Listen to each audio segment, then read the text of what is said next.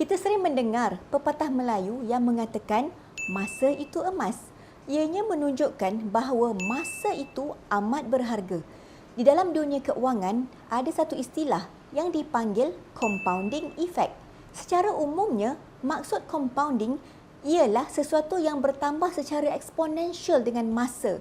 Sebagai contoh, jika sebuah instrumen pelaburan memberikan pulangan tahunan sebanyak 8%, nilai terkumpul bukanlah 8% didarabkan dengan bilangan tahun. Sebaliknya, bilangan tahun itu ialah kuasa di dalam formula pengiraan nilai terkumpul seperti berikut. Future value sama dengan present value didarabkan dengan 1 tambah kadar pulangan tahunan kuasa bilangan tahun. Sebagai contoh, jika wang RM100,000 dilaburkan di dalam sebuah instrumen yang memberikan pulangan pada kadar 8% setahun, selepas 10 tahun, nilai yang terkumpul jika pulangan tahunan itu tidak dikeluarkan ialah RM215,892.50. Ia bukanlah RM180,000 seperti yang selalu difikirkan oleh kebanyakan orang. Ini bermaksud jumlah keuntungan daripada pelaburan tadi ialah 115.89% dan bukanlah 8% didarabkan dengan 10 tahun iaitu 80%.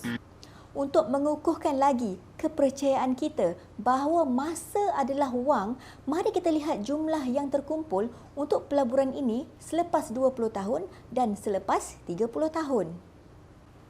Menggunakan formula yang sama, nilai terkumpul selepas 20 tahun ialah RM466,095.71, manakala nilai terkumpul selepas 30 tahun ialah RM1,626,065.69. Masya Allah! Selepas 20 tahun, jumlah keuntungan yang akan diperolehi dengan pulangan hanya 8% setahun ialah sebanyak 366%, manakala jumlah keuntungan selepas 30 tahun di dalam instrumen yang sama mencecah 906%, iaitu nilai terkumpulnya menjadi 10 kali ganda daripada nilai asal. Bayangkan jika setiap generasi menyimpan sebahagian daripada harta pusaka peninggalan ibu dan ayah yang telah meninggal dunia ataupun wang daripada sumber-sumber lain selama 30 tahun. Wang sebanyak RM100,000 ini boleh dilipat gandakan menjadi RM1 bilion hanya selepas 4 generasi. Katakan setiap generasi menggunakan separuh daripada jumlah yang terkumpul untuk keperluan mereka. RM100,000 yang telah menjadi RM1 juta selepas 30 tahun digunakan sebanyak RM500,000 oleh generasi pertama. RM500,000 yang tinggal itu boleh dikembangkan menjadi RM5 juta selepas 30 tahun lagi untuk ditinggalkan kepada generasi kedua.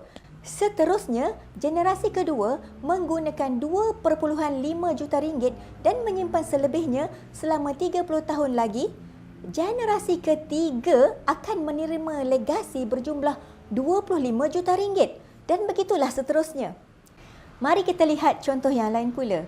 Katakan Encik Ali berumur 25 tahun dan menyimpan sebanyak RM200 sebulan selama 30 tahun di dalam instrumen yang sama seperti contoh tadi.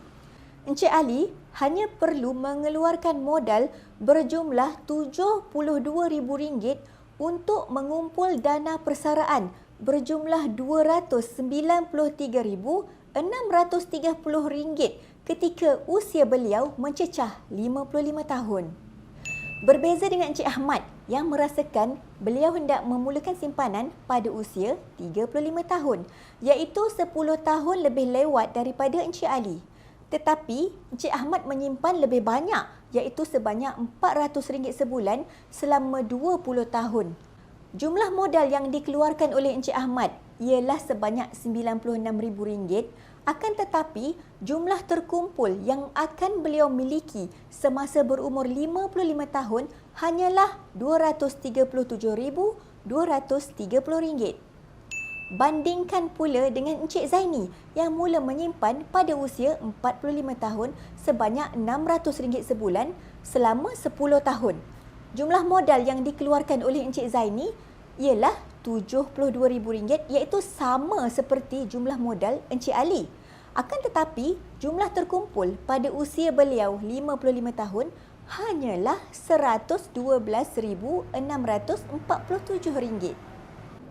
Maka terbuktilah di sini bahawa masa lebih penting daripada jumlah simpanan kita jika kita hendak mengumpul sejumlah wang untuk tujuan-tujuan tertentu pada masa hadapan.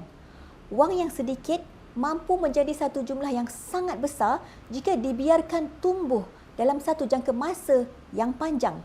Tanamkan sikap sabar dan berdisiplin dalam menabung agar kita senang pada kemudian hari. Bagi mereka yang masih muda, mulakanlah menabung dari sekarang. Walau bagaimanapun, bagi mereka yang sudah berumur, terlewat adalah lebih baik daripada tidak memulakan langsung. Bak kata pepatah Cina, masa terbaik untuk menanam sebatang pokok ialah 20 tahun yang lepas. Masa kedua terbaik ialah sekarang.